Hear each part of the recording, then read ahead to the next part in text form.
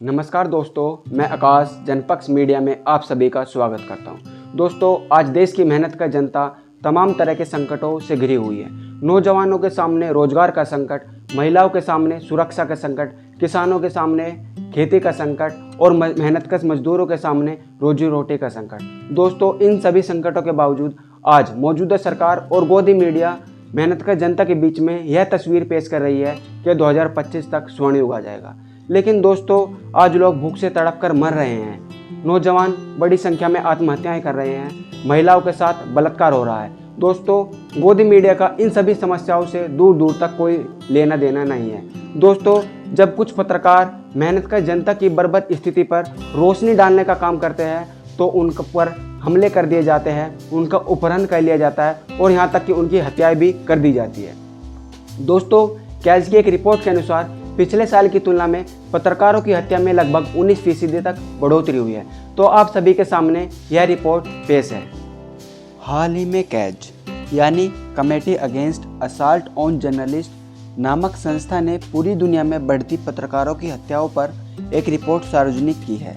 कैज स्वतंत्र पत्रकारों का एक समूह है जो लंबे समय से पत्रकारों पर सत्ता पक्ष की तरफ से हो रहे हमलों के खिलाफ आवाज़ उठा रहा है।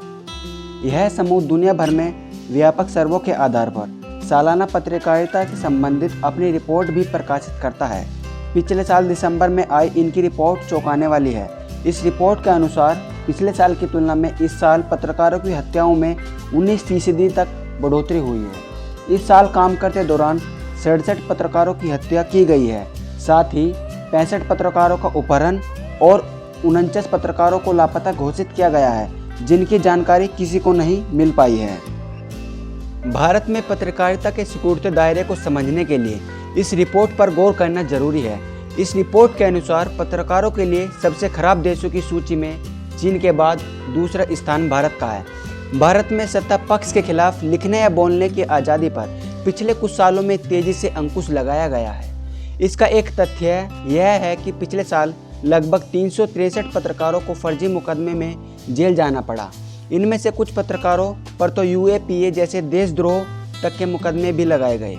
यह पत्रकार बेहद कम संसाधनों के साथ किस क्षेत्र विशेष में काम करते हैं, लेकिन नेताओं के भ्रष्टाचार और सरकार की गलत नीतियों का जनता के बीच भंडाफोड़ करने की वजह से इन्हें प्रताड़ित किया गया।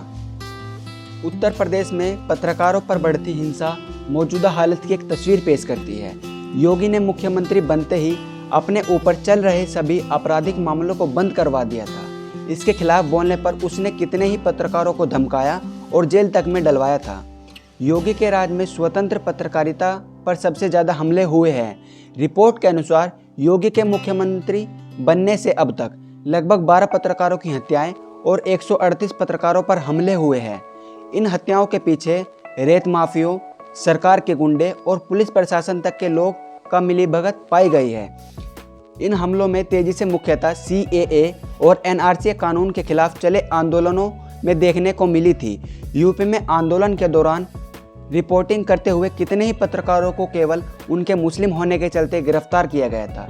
यूपी में पुलिस प्रशासन के कामों को कट्टर हिंदुत्व मानसिकता किस तरह नियंत्रित कर रही है, यह इसका एक जीता जागता उदाहरण है। कोरोना महामारी के समय भी योगी ने कितने ही पत्रकारों को सच्चाई दिखाने के कारण जेलों में बंद कर दिया था। यूपी में केवल 2020 में ही 7 पत्रकारों की हत्या की गई थी।